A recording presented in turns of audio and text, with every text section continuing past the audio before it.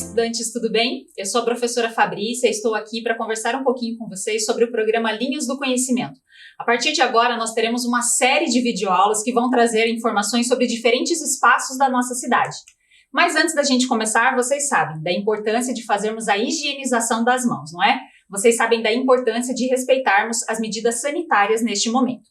Então, eu vou fazer a minha higiene aqui com álcool gel e já vou dar um tempinho para que vocês possam fazer a higienização das mãos aí na casa de vocês também. Aproveitem esse tempo para separar alguns materiais que nós vamos precisar para a aula de hoje. A ideia é ter um caderno, um lápis, uma caneta, uma folha e se você tiver aí à disposição algum recurso tecnológico como um smartphone, um tablet ou computador, pode ficar à vontade também. A ideia é ter algum recurso para que vocês possam anotar informações que vocês acharem importantes ao longo da nossa videoaula. É bem importante esse processo de anotar porque isso funciona como uma memória auxiliar, para que a gente possa consultar isso posteriormente e ampliar o nosso conhecimento. Então, vou dar um tempinho para que vocês possam se organizar.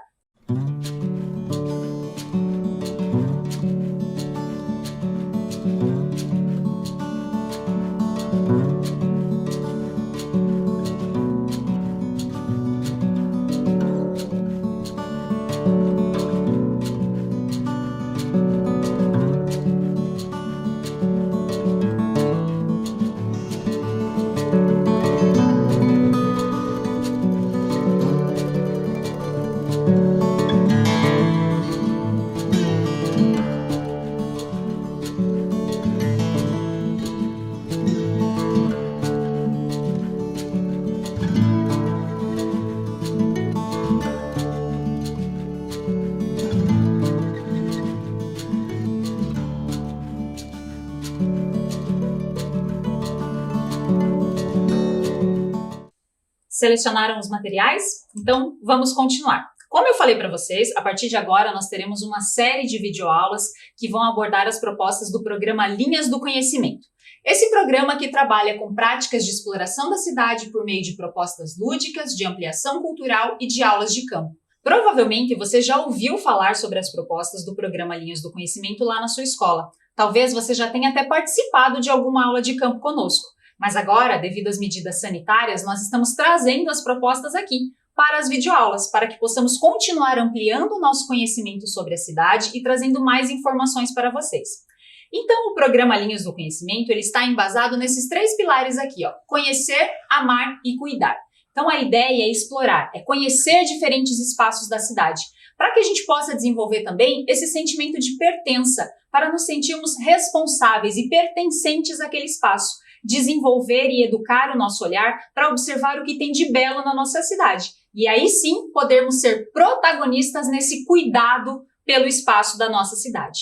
A ideia é que a gente conheça diferentes espaços e não só pontos turísticos da cidade de Curitiba, mas o programa Linhas do Conhecimento ele trabalha também com aulas de campo locais, para que a gente possa observar o que tem no entorno da nossa escola, o que tem no entorno do nosso bairro e que precisa ser admirado e conhecido. A proposta é que Curitiba é uma cidade educadora, que a gente possa ampliar os espaços de ensino e aprendizagem para além da sala de aula, para além dos conteúdos que a gente tem na escola, conhecendo esses diferentes espaços da nossa cidade. Mas e você? Você conhece Curitiba? Você conhece os bairros da cidade, os pontos turísticos? Sabe o que tem aí ao redor da sua casa, da sua escola, no seu bairro? Para isso, eu preparei aqui para vocês um quiz curitibano. Eu vou mostrar uma série de imagens e a ideia é que vocês consigam observar e possam identificar onde fica esse local, qual que é o nome desse monumento, dessa obra de arte que vai aparecer, ou mesmo em qual região da cidade ela está localizada. Vamos lá? Primeira imagem do nosso quiz. Olha só, você pode registrar o número 1 ali e ao lado registrar, se você sabe, o nome dessa obra ou onde ela está localizada. Eu vou dar um tempinho para vocês observarem e no final a gente vai fazer a conferência de todas elas.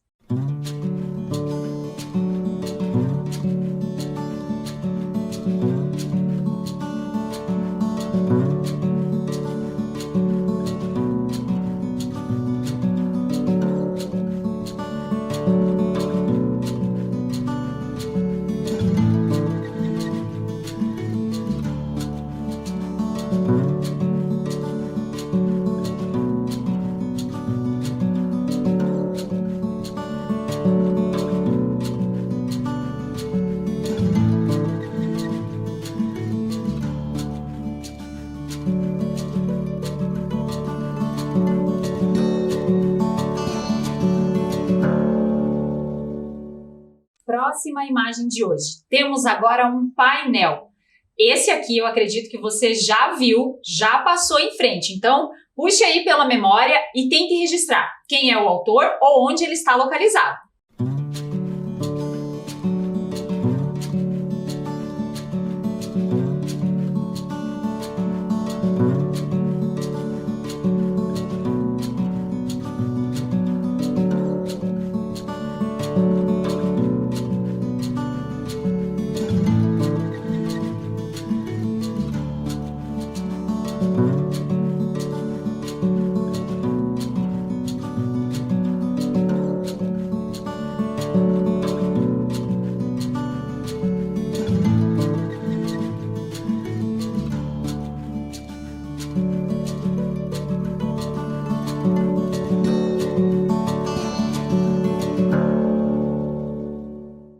Imagem número 3. Olha só, essa escultura está localizada num espaço muito conhecido da nossa cidade, mas às vezes o nosso olhar passa despercebido por ela. Então, tente identificar aí, eu vou dar mais um tempinho.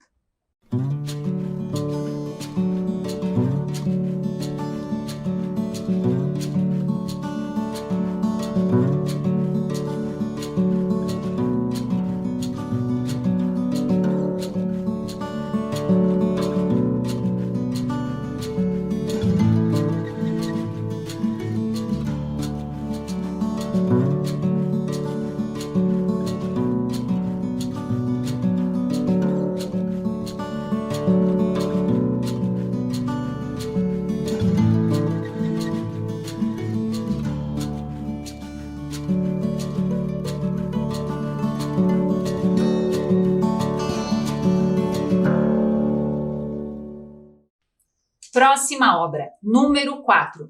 Mais uma escultura. Você conhece essa?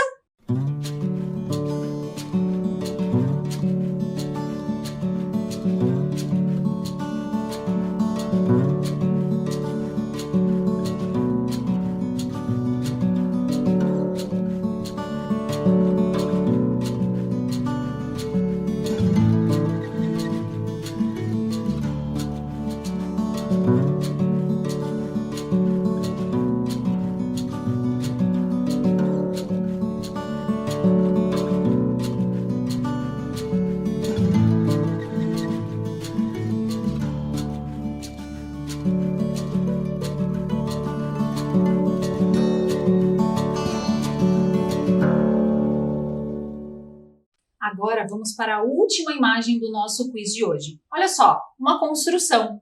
E vou dar uma dica, ela tem relação com a proposta pedagógica da nossa videoaula de hoje. Você sabe onde fica? Já visitou esse espaço? Anote aí que a gente já vai conferir.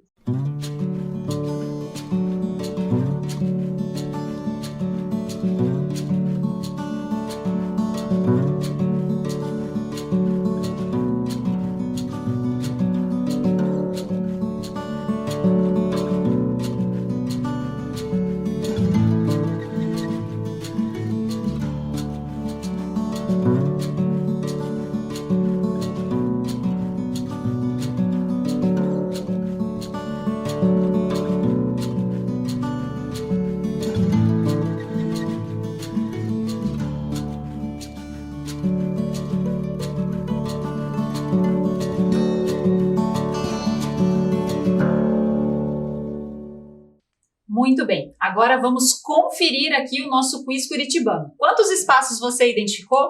A primeira imagem, olha só, é a escultura Pêssanga, feita em bronze, por Yara e Jorge Serachuk. Ela representa a vida e a prosperidade segundo a tradição ucraniana e está localizada lá no Parque Tingui. Próxima imagem, número 2, temos aqui um painel em azulejo. Esse painel do nosso artista Poti Lazarotto. Ele reverencia os símbolos da identidade curitibana e está localizado na Travessa Nestor de Castro, ali no centro. Terceira imagem, nós temos aqui uma escultura, o torso de um trabalhador. Essa escultura em bronze é do artista Erbo Stenzel e está localizada lá na estufa do Jardim Botânico. Você provavelmente já foi até o Jardim Botânico, mas tinha observado essa escultura? Imagem número 4. Temos aqui uma escultura em bronze do Barão do Rio Branco. Quem fez essa obra foi José Maria Oscar Rodolfo Bernardelli. Ela está localizada na Praça Generoso Marques, em frente ao Paço Municipal. E a nossa última imagem aqui.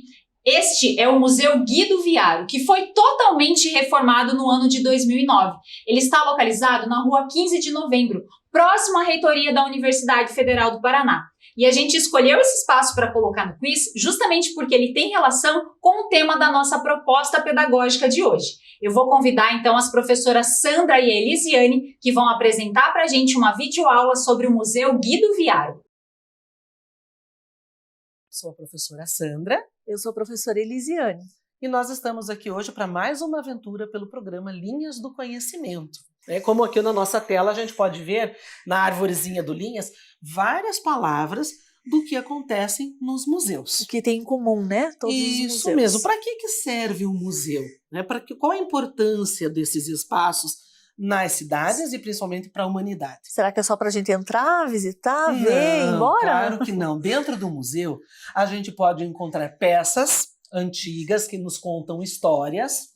Podemos encontrar também fotografias, obras de arte. Podemos encontrar departamentos de pesquisa, como o caso, por exemplo, do Museu de História Natural ali do Capão da Embuia. Ali tem um departamento grande de pesquisa. O próprio Museu Egípcio, como o Museu nós Botânico, falamos. Que nós não colocamos ali. Isso mesmo, o Museu Botânico. Outros museus servem para lembrar a história, para que a história não se repita. Como a gente tem aí alguns museus do Holocausto, por exemplo, que é um período que ninguém quer que se repita, tem lá um museu que vai mostrar... Ou para não se esquecer também. Isso mesmo. Então, fatos históricos. Exatamente. Então vejam só, quantas coisas a gente pode ver no museu. Ampliar o nosso conhecimento. Ampliar, construir conhecimento, não é isso? Muito importante, né? Muito importante. Mas, professora Elis, vamos contar para os nossos estudantes uma coisa. Nós não podemos conhecer todos esses museus na aula de hoje, não é mesmo? Nós vamos ter que falar de um. Vamos ter que escolher um só. Porque aqui em Curitiba tem muito museu. Ainda bem, né? Ainda bem. Então não tem como a gente falar de todos eles. Nós escolhemos um específico para trazer para vocês hoje. E qual museu é esse? Será que o nosso estudante já percebeu, só olhando aqui a nossa aula, o que tem aqui por cima, a nossa mesa? Será que já conseguiu perceber? Será? Eu acho que já. Ó, tô vendo que já. Hoje nós vamos conhecer o Museu Guido Viaro. Mas, antes de conhecermos o museu, vai lá, pessoal. Peguem o caderno de vocês e anotem os dados da nossa aula de hoje. Vamos anotar. Programa Linhas do Conhecimento, Museu Guido Viaro, professoras Sandra e Elisiane, e não esqueçam, muito importante, a data de hoje. Para começar, vamos olhar essa primeira imagem aqui. Guido Viaro. Guido Viaro, né? Vamos apresentar para quem ainda não o conhecia. Este é um quadro, né? Uma imagem do Guido Viaro. Fazendo o que ele mais gostava. Isso mesmo, fazendo o que ele mais gostava. Mas antes da gente falar do museu propriamente dito, vamos falar um pouquinho sobre o Guido Viaro? Vamos, para que eles conheçam a história de vida, né? Isso mesmo, porque ele foi uma personalidade muito importante que viveu aqui em Curitiba até recentemente. Então, tanto ele era importante que nós temos alguns espaços da cidade de Curitiba em sua homenagem. Além do museu. Sim. Então vamos ver a primeira imagem aqui, ó. A grande maioria dos nossos estudantes deve conhecer. Sim.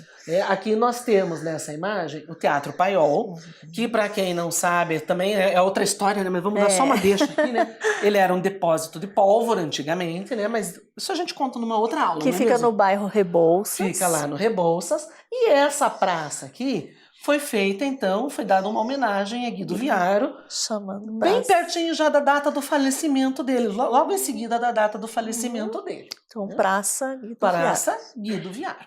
Tem outro espaço, estudante, que fica lá no Capão da Embuia. Olhem essa outra imagem que nós vamos mostrar aqui para vocês. Olha que bonito. Bonito, não é mesmo? É um centro estadual de formação, ou seja, lá a gente vai para aprender arte, né? Estudar arte, fazer oficina de pintura, né? Entrevistas, isso mesmo, né? E fica ali no Capão da Embuia. E isso é mantido pelo estado do Paraná. Então, vejam, já percebemos que temos dois espaços aqui, né, além do museu. Vamos agora começar a contar para vocês um pouquinho sobre a história desse homem. Nós falamos que ele morou em Curitiba, mas ele não nasceu em Curitiba. Não, veio de bem longe, né, professora Veio Sandra? lá de longe, né? Então, para a gente saber de onde ele veio, olha lá. Ele nasceu em 1897, muito tempo atrás. Uma província, né, da Isso, Itália. nasceu lá na Itália e viveu na Itália por um período, antes de vir embora aqui para o Brasil. Então, lá na Itália, ainda menino, pequenininho, ele já começou a mostrar a sua aptidão pelo desenho, pelo trabalho artístico. Tanto que ele já fazia, né? A gente conversou com o filho dele esses dias, depois vocês vão ver um vídeo sobre isso. Ele nos contou que pequenininho, o pai dele, o seu Guido Viaro, já fazia desenhos. Sim. Né? Desenhava a chácara onde ele morava, desenhava os animais. Paralelo ao curso primário, ele já Isso mesmo, ele ia para a praticava escola desenho. e já fazia os desenhos. Ele era uma criança que gostava muito de desenhar. Quando ainda novinho, ele fez esse quadro. Ele pintou o seu autorretrato. Você sabe o que é um autorretrato, estudante? Vamos explicar, professora Elis? Vamos, é como se você estivesse vendo a sua imagem no espelho, né? Como que você veria o seu rosto. Isso mesmo, é como você se enxerga. Na sua perspectiva, no seu olhar. Isso, então ainda adolescente, ele pintou esse quadro dele, e lá em 1914, na Itália ainda, então ele ainda morava lá. E os tios dele, que eram também adeptos à arte, gostaram muito desse quadro. Porque o restante da família, os pais, não eram da arte. Não, né? tanto é que seus pais queriam que ele fosse médico. Exatamente. Né? Tinha todo um incentivo para ele ser médico. Para ele fazer medicina, né? Para estudar, para ser médico. Mas os tios, ao observarem essa obra de arte aqui, perceberam então esse talento no Guido Viaro e levaram este quadro para expor em uma outra cidade. E o quadro foi premiado. Sim. Exatamente. Então ali já se mostrava então que realmente ele era um artista nato, porque até então ele não tinha tido ainda aulas de pintura. E por ser tão jovem, já pintar um autorretrato com qualidade, com né? tantos detalhes, né, com uma perfeição técnica. Se ele ganhou uma premiação, foi julgado, né? Isso mesmo. Dentre outros autorretratos. Exatamente. Então, o Guido Viaro morou na Itália até 1927. Isso. Nesse tempo todo, né, então do nascimento até essa época, ele passou por uma guerra, né, ele lutou numa guerra. Se alistou na Marinha. Se alistou na Marinha, né, ele se desenvolveu como um jovem italiano. Parou um pouco com os estudos, né, na época da guerra. Teve que parar com os estudos durante a guerra. E aí, um pouco cansado de viver no país lá, e até por conta da situação do pós-guerra, ele veio embora para o Brasil. Sim. Aqui no Brasil, ele desembarcou no Rio de Janeiro. Mas a passagem dele pelo Rio de Janeiro foi muito rápida. Foi muito breve. Né? Tanto que a gente quase não encontra registros. O que a gente sabe dessa ida dele para o Rio de Janeiro é o que a família dele nos contou. Isso, existem mais registros da passagem dele por São Paulo. Isso mesmo, porque do Rio ele foi para São Paulo. Chegando em São Paulo, o que ele fez? Né? Ele se hospedou num hotel, porque ele ainda não tinha uma casa. Com todo o dinheiro que trouxe. Com todo o dinheiro que ele trouxe lá da Itália. E aí ele foi procurar emprego. E resolveu, então, começou a trabalhar como ilustrador, cartunista. Nos jornais. Nos jornais da colônia italiana de São Paulo. Não é mesmo? Isso. Até que, em 1929, ele veio para Curitiba. Aqui para Curitiba, ele veio de trem. Naquela época, o trem parava onde hoje é o Shopping Estação. Não é isso? Isso. Quando ele desceu lá no Shopping Estação, o que ele fez? Atravessando a rua, tinha um hotel. Vamos ver aqui essa imagem. Um hotel muito chique na época, Um hotel muito chique na época, né? Que era o Hotel Tassi. Hoje, inclusive, se a gente passa ali naquela rua, a gente vê essa segunda imagem ali, ó, que é a imagem de como o hotel está hoje, não é? E então ele morou aqui nesse hotel, dessa primeira imagem aqui, por um período, até se estabelecer aqui em Curitiba, também novamente, né, aquela coisa de arrumar um emprego, conseguir ganhar algum dinheiro, né? E ele foi ficando em Curitiba, mas essa não era a ideia dele. A ideia dele era ir embora daqui. Já tinha até passagem comprada, né, professora Já Sandra? tinha. Vamos contar para os estudantes? Vamos. E essa história, gente, quem nos contou foi o filho dele, o seu Constantino, não é mesmo? Isso. Ele já tinha passagem comprada para ir embora de Curitiba, porque Curitiba ainda era uma cidade pequena naquela época, né? Não tinha ainda muito movimento, muita expressão artística, né? E ele resolveu que ele ia embora para o México e ia conhecer os muralistas lá do México. Eis que ele conheceu a dona Yolanda. A dona Yolanda foi depois a esposa dele. E o que aconteceu? Ele conheceu a dona Yolanda. Se apaixonou ao primeiro olhar. Se apaixonou perdidamente no primeiro olhar. Tanto que, olhem só, estudantes, ele vendeu a passagem e ao invés de ir embora para o México, resolveu ficar em Curitiba.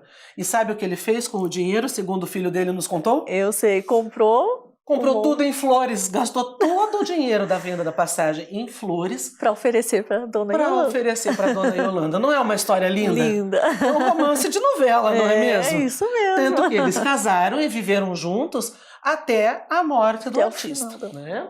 Então aqui nesse hotel, como a gente estava falando, foi onde ele morou.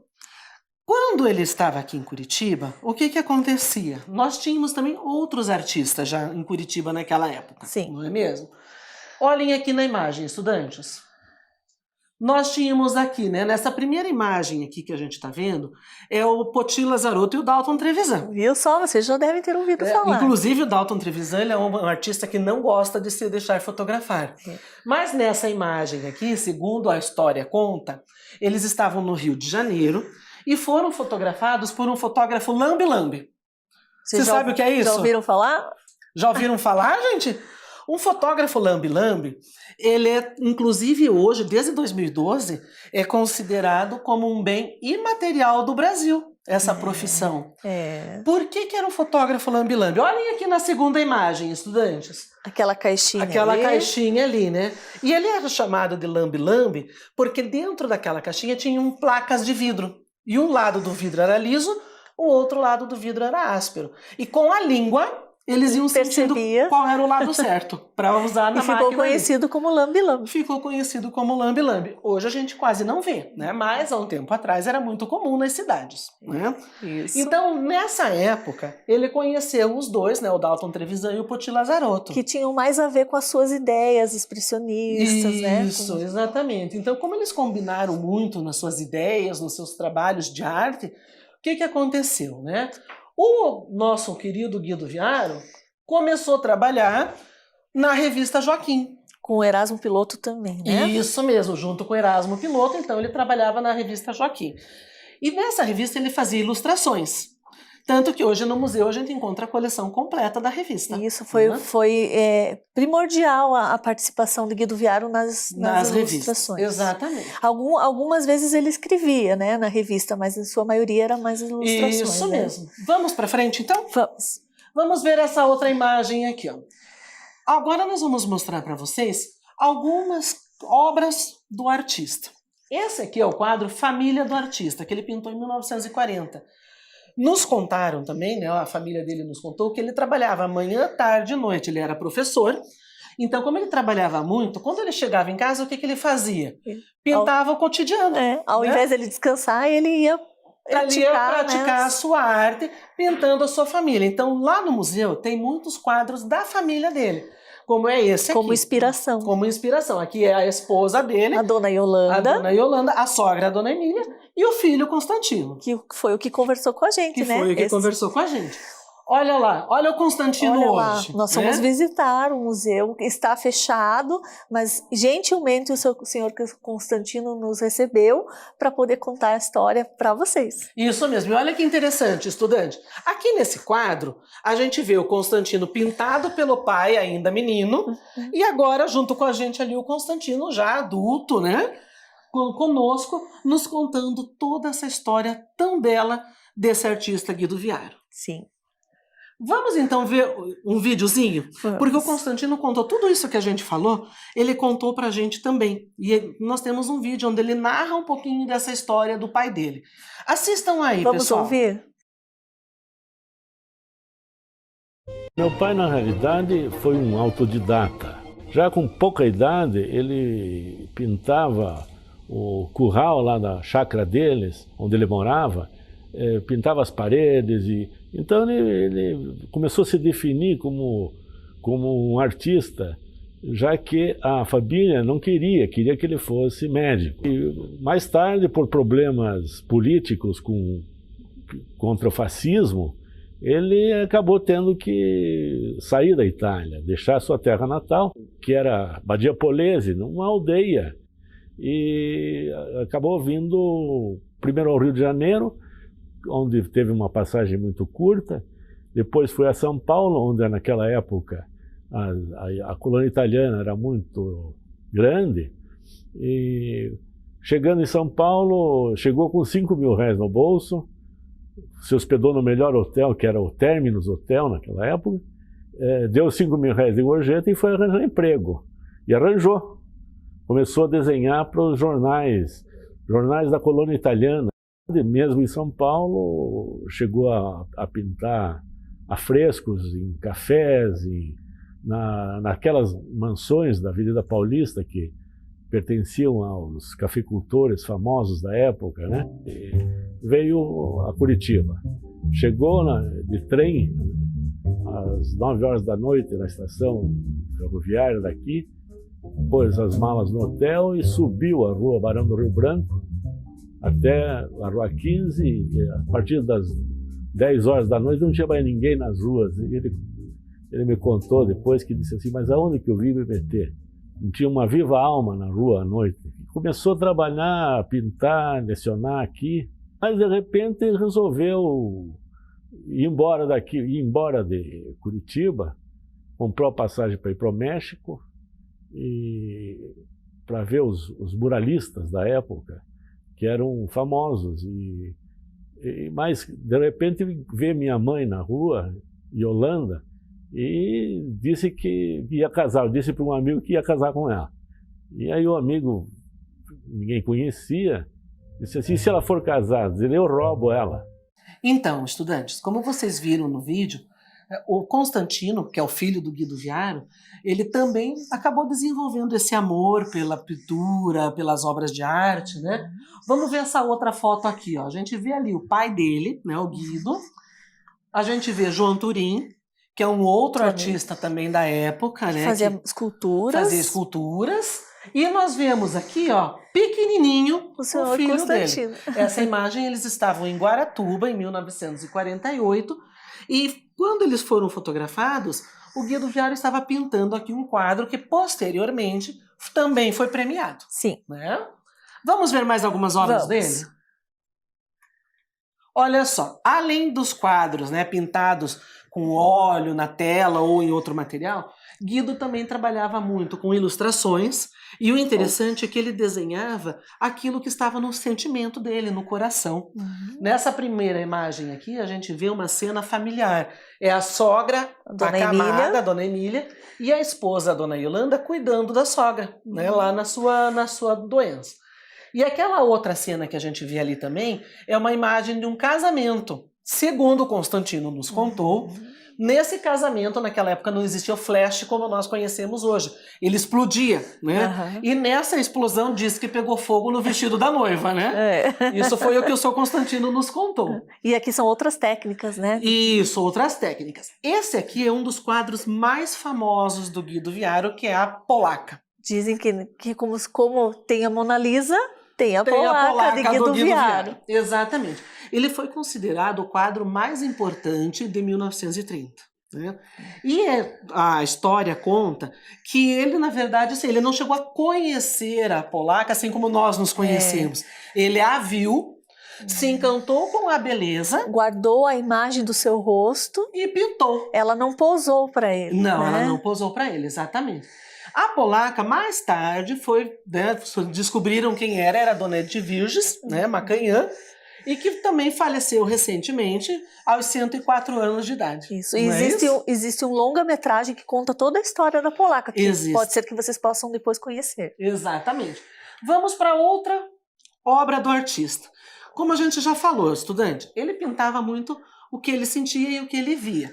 Esta aqui é uma imagem que ele pintou olhando da janela da sua casa, que ele morava na 7 de setembro, Do bairro e Água ele pintou o Verde. bairro Água Verde em 1947. E aí ele entrou então na fase dele de pintar obras que remetessem à religião. E isso né? diz que ele sentia o sofrimento de Cristo. Exatamente. Então a gente tem aqui, né, o quadro Cristo Morto e o quadro Via Crucis. Tem outros, né, nessa fase dele. Além desta fase, depois ele chegou numa fase que a família chama de fase moderna, não é isso? Onde ele muda um pouquinho o traçado dele, As muda cores. as cores, mas ele continua fazendo a sua obra pensando nas pessoas. Isso, ele não se preocupava com detalhes de rosto, né? Era mais Isso. com a cena, a emoção da cena. Exatamente. Olhem aqui outra obra desta mesma fase. Então vejam como mudou bastante das obras que nós vimos anteriormente. E ele também fez muitos desenhos, né? Quando chegou o giz de cera, diz que ele pintava muito, né? Sim, Com a ideia do giz colorido, né? sim. Então também, novamente, eram pessoas que ele conhecia. Aqui uma mãe com a criança. E na segunda imagem ali, era uma moça que trabalhava, ajudava, né, a dona Yolanda nos serviços da casa. Isso. E aí ele desenhou essa moça, não é isso? Além de tudo ainda, tinha as esculturas que ele fazia com terracota, que é a argila, você modela, e depois vai ao forno e você consegue esse efeito. São esculturas belíssimas também, não é mesmo? Isso tudo vocês conseguem ver lá no museu, Lá né? no museu a gente encontra toda essa obra dele. E além disso tudo, porque ele é tão importante para a gente? Porque ele é um dos precursores da questão da arte e educação. Isso, ele se preocupava com deixar isso para as outras... Isso, e ele As outras disse uma gerações. vez, ele escreveu, né, que aqui em Curitiba ele encontrou nas escolas crianças muito espontâneas, muito puras de coração, né, capazes de demonstrar o seu mundo interior. E olha o que ele falou lá em 1956, que foi-se o tempo que os adultos oprimiam as crianças. Né? Então, veja o quanto ele já valorizava a educação e as crianças naquela época. Isso, ele era muito preocupado, né? De despertar a arte das crianças, dos jovens. Isso mesmo. Não é mesmo? Por isso ele foi tão importante para a gente, educadores. Isso, Eni Caldeira, que era uma professora, que até tem uma escola, né? Temos uma escola aqui com no esse Bacaxiri, nome. né? Era amiga, né, de Guido Viaro, e por ter toda aquela parte da educação muito aflorada, é como se eles falassem a mesma linguagem. Né? Exatamente. Então, estudante, quando a gente pensa em tudo isso que ele fez e que ele viveu, a gente consegue justificar, então, o porquê de termos um Museu Guido Viaro. Guido Viaro faleceu em 1971. Em 1975, foi construído o Museu Guido Viaro. A princípio, ele ficava lá no centro, onde hoje é a Casa da Memória. Ele pertenceu à Prefeitura de Curitiba por mais ou menos uns 20 anos, acho que né? Foi isso, né, professor?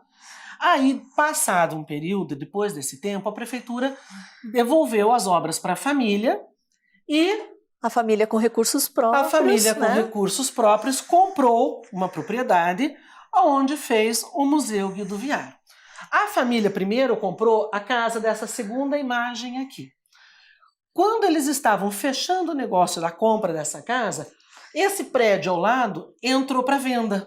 E ele tem uma história muito curiosa, porque esse prédio foi construído em 1929 e ele é um bem de patrimônio, ele não podia ser demolido a sua fachada e nem alterado. Mas ele era de apartamentos residenciais, 8, né? 8 apartamentos. Isso mesmo. Então, o que aconteceu? A família do Guido Viaro precisou conversar com as pessoas que moravam ali e foram, aos poucos, mostrando a importância daquele espaço, da criação de um museu. E as pessoas foram, aos poucos, os inquilinos foram saindo e abriram espaço. Vamos assistir um vídeo agora para ver como é que está o museu hoje por dentro. Vamos lá.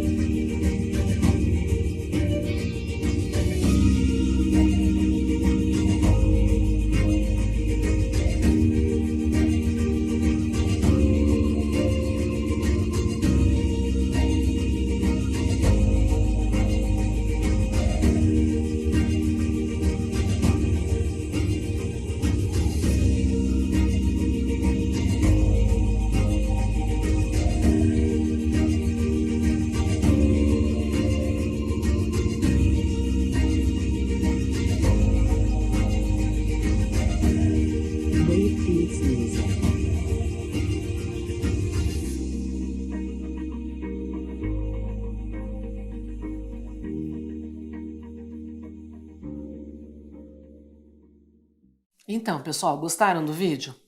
Ficou muito boa essa obra, né? Eles desmontaram todos os apartamentos e transformaram, então, essa casa num museu. Isso mesmo. Quando a gente entra no museu, conforme vocês viram no vídeo, já na entrada, a gente tem 2 obras daqueles tios que influenciaram, né, ele lá no começo da sua trajetória. E temos uma linha do tempo, que conta do seu nascimento até os dias atuais, né? Essas obras dele, onde é que estão espalhadas, né, mundo afora, né? E temos também outros espaços, porque ali no museu, como vocês viram no vídeo, a gente não tem só obras do Guido Viário, né? Hoje a família incentiva outros artistas também. Nós temos a Sala Dalton Trevisan, que a gente já contou um pouquinho a história dele, essa relação, né, de trabalho, de parceria artística dos dois. Uma parede ali com as revistas Joaquim, né, que a gente também já contou para vocês. Nós temos, né, esse aqui é um painel grande que fala da inauguração e das pessoas que participaram da construção desse espaço. E aí nós temos, então, a sala da exposição do Federico Fellini, que foi um cineasta, né, muito importante, né, um diretor. E essa exposição não chegou a ser aberta para o público ainda, vocês estão vendo em primeira mão. Porque quando ela ficou pronta, chegou a pandemia, né, e os museus foram fechados, né? Então, quando passar tudo isso, vale muito a pena você ir lá, né? Ó, aí nós temos uma parede com todos os filmes e alguns detalhes bem interessantes, porque ele também foi um cartunista, não é mesmo? Nós temos também, né, algumas citações dele, onde ele fala, que ele, inclusive uma que eu acho muito interessante, além dessa que está aqui, que ele diz assim, que nunca na vida ele sonhou em ser um diretor. Até que falaram o primeiro, luz, câmera, ação. Nunca mais ele mudou de ramo, né?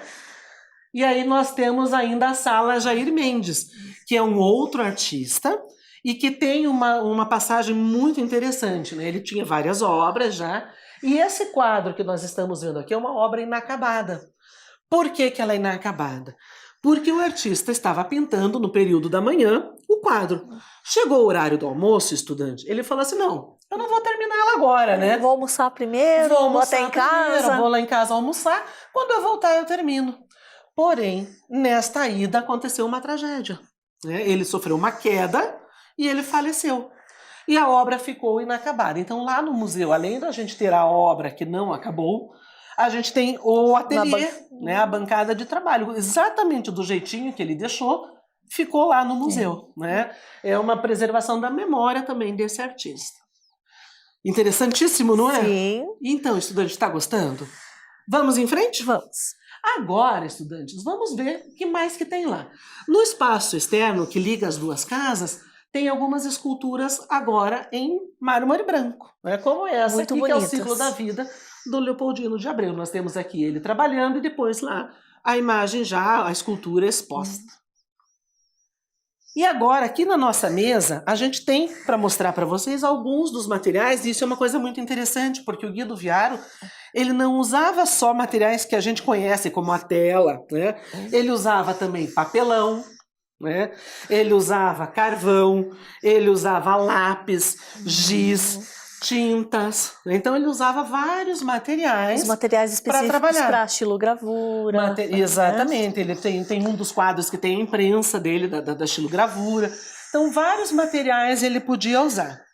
E para isso, nós vamos então mostrar para vocês agora mais 2 obras e daí nós vamos propor para vocês a atividade de hoje. Vamos lá?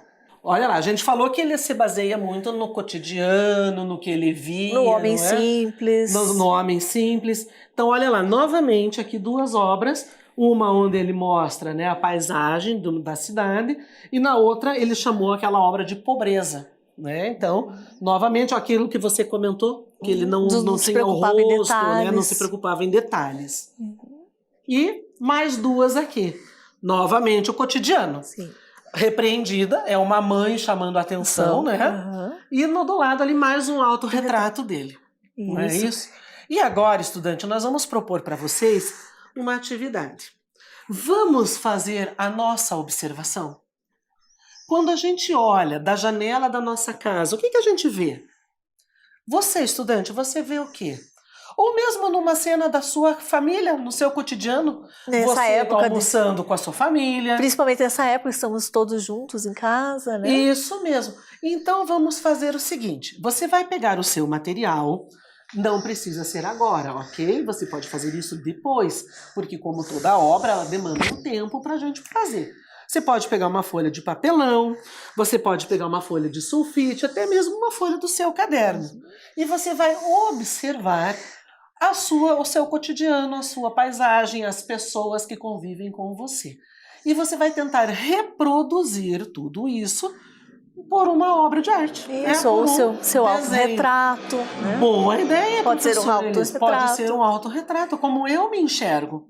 Não é mesmo? Eu, por exemplo, já fiz aqui, olhando da minha janela aqui de onde eu estou, eu já fiz aqui um desenho. E esses que você tem aqui, olha, eu pedi Elis? para 2 crianças se exercitarem aí, ó. Olha, 2 crianças fizeram esses. Então esse aqui é um pequenininho de 5 anos, que ele utilizou o giz, né? E esse aqui E essa outra? é utilizando o carvão. Ah, utilizando o carvão. Olha então, só, gente. O é carvão uma cena era esse aqui, ó, de dia e de carvão. noite. Muito interessante, não é? Esse foi um menino de 12 anos que fez. 12 anos. Uhum. Então agora é a sua vez, estudante. Você vai fazer exatamente o que você sentir vontade nesse momento, assim como o Guido Viaro fazia. Aquilo que lhe enchia os olhos, né? A beleza, a delicadeza da vida que enchia os olhos e o coração de Guido Viaro. De uma forma poética. De uma forma poética. Você vai fazer o seu trabalho e aí guardar com muito carinho. Quando as nossas aulas retornarem, vocês vão levar lá para a escola e, quem sabe, fazer uma exposição de arte. Sim. Eu acho que no retorno essas escolas vão estar belíssimas, com tantos trabalhos. Tantos trabalhos maravilhosos. Isso mesmo. E não esqueçam de mostrar pra gente. Nossa aula de hoje acabou. Espero que vocês tenham gostado de conhecer um pouco sobre a vida do Guido Viaro, que foi tão importante na nossa cultura, na nossa produção artística aqui de Curitiba. Levou Paraná e Curitiba para outro patamar de arte, não foi isso? Isso mesmo. Gente, ó. Até. Beijo para vocês. Se puderem, continuem em casa, se cuidem. Até a próxima. Tchau. Até.